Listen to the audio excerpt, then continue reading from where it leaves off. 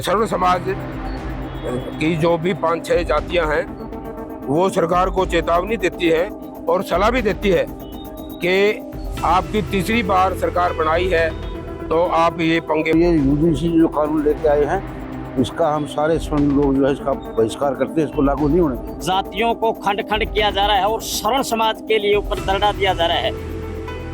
ये हो सकता है उनकी नियति ना हो, उनकी सोच ना हो।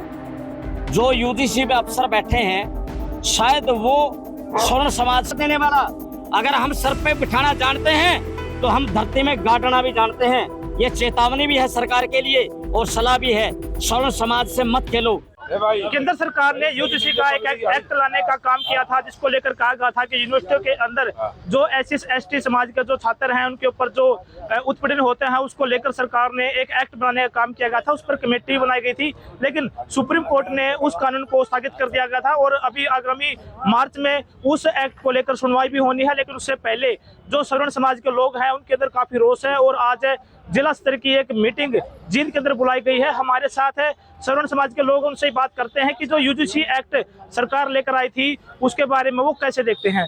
तो जी यूजीसी एक्ट पर अभी सटे है, लेकिन आप अभी क्यों जो प्रदर्शन कर रहे हो, आपकी मंशा क्या है? देखिए, पहले तो आपके चैनल को और आप सभी को मेरा नमस्कार। मैं ऋषिराम शर्मा डूमरखा, पूर्व प्रधान ब्राह्मण सभा उचाना। देखिए, वैसे तो सुप्रीम कोर्ट में इसकी चल रही है और उन्होंने इसको स्टे भी कर रखा है, परंतु स्टे कोई फैसला तो नहीं है ना। ये तो कभी भी स्टे टूट सकता है और कभी भी ये लागू हो सकता है। परंतु जो यूजीसी ने अब एक्ट पास किया है ये तो ऑलरेडी हमारे संविधान में पहले ही है, तो इसकी ज़रूरत नहीं थी। इसका मतलब तो ये है कि सरकार की कोई दूसरी मंशा है। अब उनको राजनीतिक तौर पर क्या सोच कर किया है वो तो वही जाने, परंतु इसका खामियाजा सरकार को भुगतना पड़ेगा। और ये सर्व समाज की जो भी 5-6 जातियां हैं वो सरकार को चेतावनी देती है और सलाह भी देती है कि आपकी तीसरी बार सरकार बनाई है तो आप ये पंगे मत लो। जनता के हाथ में होता है सब कुछ, तो जनता अगर सिंहासन पर बिठा सकती है तो वो उतार भी सकती है। तो इसलिए सरकार को चेतावनी है और सलाह है कि समय रहते इसको वापस लिया जाए और जनता की भावनाओं को आदर किया जाए। इसी के साथ अगर सरकार ने ये बात नहीं मानी तो ये तो अभी छोटा आंदोलन है और देशव्यापी आंदोलन चल भी रहे हैं, तो ये बहुत बड़ा आंदोलन होगा और सरकार की नाक में दम आ जाएगा।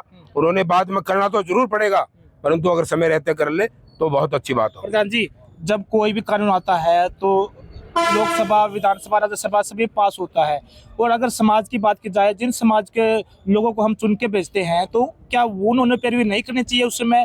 तो जिस प्रकार से धरातल पर तो हम लोग प्रोटेस्ट कर रहे हैं, लेकिन समाज के जो सांसद है, जो नेता लोग हैं, वो क्यों चुप है? देखिए, कई बार पार्टी की नीतियों के हिसाब से या सरकारी पद के हिसाब से कई बार उनको चुप रहना पड़ सकता है, ये आप भी जानते हैं और हम भी जानते हैं। परंतु अगर मुखर होकर वो नहीं कह सकते तो वो सलाह तो दे सकते थे कि भाई ये बाद में वापस लेना पड़ेगा। सरकार की किरकिरी होगी, पार्टी की किरकिरी होगी, उनको भी समय रहते मतलब अपना पक्ष रखना चाहिए था। प्रधान जी, जिस प्रकार से किसान आंदोलन हुआ उसमें सभी हरियाणा के अंदर जो नेता लोग हैं उनके घरों के घेराव किया गया, उनको अंदर रहने तक मजबूर किया गया। इसके बाद सरकार बैकफुट पर गई, लेकिन अभी जिस प्रकार से धरातल पर तो लोग प्रोटेस्ट कर रहे हैं, लेकिन मंत्रियों पर तो कोई असर नहीं है। ऐसा है कि मंत्री लोग अपने लालच के वशीभूत होकर के मतलब चुप बैठे हैं। इनको समाज के साथ में आना चाहिए, समाज की बात को सुनना चाहिए। और ये यूजीसी जो कानून लेके आए हैं इसका हम सारे स्वर्ण लोग जो है इसका बहिष्कार करते हैं, इसको लागू नहीं होने देंगे। तो सरकार तो कहते कि जी हम सबका साथ, सबका विकास लेकर चलते हैं और इसमें हम सभी के वर्गों को, सभी को हितों को ध्यान में रखते हैं। तो फिर ऐसे जो यूजीसी एक्ट आया उस पर लोगों ने मनसा उठाई, लेकिन अब सटे है तो फिर समाज क्यों प्रोटेस्ट करेगा? जो ये विखंडन का कार्य हो रहा है यूजीसी के माध्यम से, जो जातियों को खंड खंड किया जा रहा है और श्रवण समाज के लिए ऊपर दर्रा दिया जा रहा है, ये हो सकता है उनकी नियति ना हो, उनकी सोच ना हो। जो यूजीसी में अफसर बैठे हैं शायद वो स्वर्ण समाज से खपा हूँ। स्वर्ण समाज के साथ ऐसा विभत्स कार्य करने को जा रहे हैं। क्या ये सरकार की नाक के नीचे नहीं हो रहा है? क्या सरकार को इस बात के लिए चेतना नहीं चाह रहा है? क्या सरकार को पता नहीं है कि स्वर्ण समाज ने भी उसके वोट दिए थे तभी वो सरकार में पहुंचे हैं? बड़ी स्वर्ण समाज की इस बात से बहुत ज्यादा पीड़ा है कि आज तक प्रधानमंत्री से लेके गृह मंत्री से लेकर के या हमारे जो नुमाइंदे हैं जो हमने चुने हैं उनके मुंह में से कोई शब्द नहीं आए हैं। हमारे लोग मजबूरन प्रोटेस्ट कर रहे हैं, हमारे लोग इससे उद्वेलित हैं। क्या सरकार ये चाहती है कि हम सड़कों पर क्रांति करें? क्या सरकार ये चाहती है कि हम आंदोलन करें? क्या सरकार को इस बात का खामियाजा नहीं उठाना पड़ेगा? और जो अंदर बैठे हैं एशियों में, हमारे चाहे अफसर हैं चाहे हमारे लीडर हैं, वो सुन लें, ये चेतावनी भी है और सलाह भी है। अगर समाज से आप विमुख रहोगे और अपना आपा बचाने की कोशिश करोगे तो यही समाज है जो आपको सड़कों पर घसीट लेगा, यही समाज है आपको पावर देने वाला। अगर हम सर पे बिठाना जानते हैं तो हम धरती में गाड़ना भी जानते हैं। ये चेतावनी भी है सरकार के लिए और सलाह भी है। स्वर्ण समाज से मत खेलो। असल तो समाज को बांटना चाहिए ही नहीं था।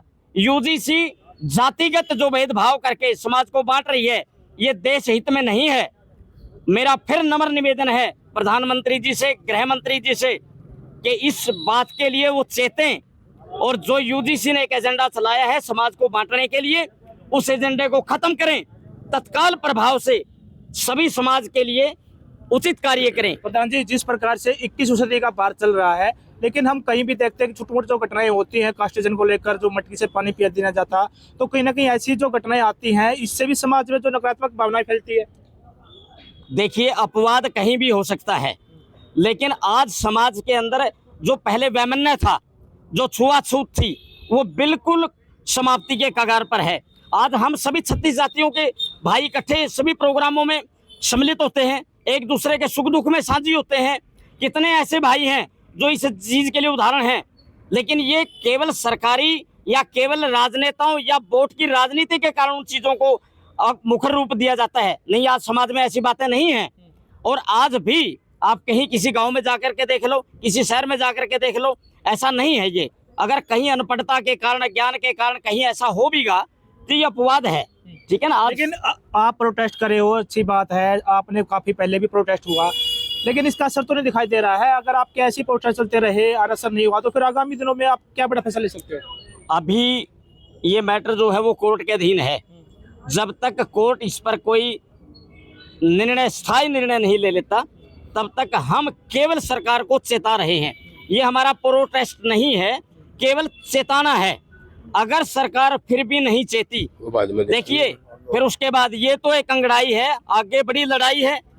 अगर सरकार अभी नहीं चेतती है तो उससे आगे सर्व समाज, स्वर्ण समाज इसके लिए कुछ भी करने को तैयार है। अगर हमारे बच्चों को पढ़ाई करने के लायक नहीं छोड़ा जाएगा तो हम क्या नहीं कर पाएंगे। अपना वजूद बचाने के लिए तो व्यक्ति को पता नहीं क्या क्या कर गुजरना पड़ता है। और सरकार से निवेदन के साथ साथ चेतावनी भी है, स्वर्ण समाज इतना कमजोर नहीं है। अगर आपको तीसरी बार गद्दी पर लेकर आया है तो गद्दी से घसीटना भी जानता है। ठीक है, धन्यवाद जी। तो ये थे हमारे साथ स्वर्ण समाज के लोगों का कहना है कि जिस प्रकार से यूजीसी का जो एक्ट है, हालांकि अभी जो कोर्ट के अधीन है, अगर कोर्ट के अधीन के बाद कोई फैसला स्वर्ण समाज के खिलाफ जाता है तो स्वर्ण समाज के जो लोग हैं वो अभी हालांकि अभी सरकार को चेता रहे हैं कि अगर फैसला कुछ अगेंस्ट जाता है तो आगामी दिनों में सरकार के लिए वो एक बड़ी गले की फांस बन सकता है। और जिस प्रकार से स्वर्ण समाज का कहना है कि वो सरकार को बनाना जानते हैं, तो जो उनके नेता लोग हैं जिन्होंने उनको अपनी पैरवी के लिए संसद में भेजा हुआ है, अगर वो उनके साथ नहीं खड़े होते हैं तो आगामी दिनों में उनके लिए भी जो रास्ता है वो कहीं ना कहीं बड़ी कठिनाइयों भरा होने वाला है। जिनसे हरियाणा तक के लिए सुनील कुमार की रिपोर्ट।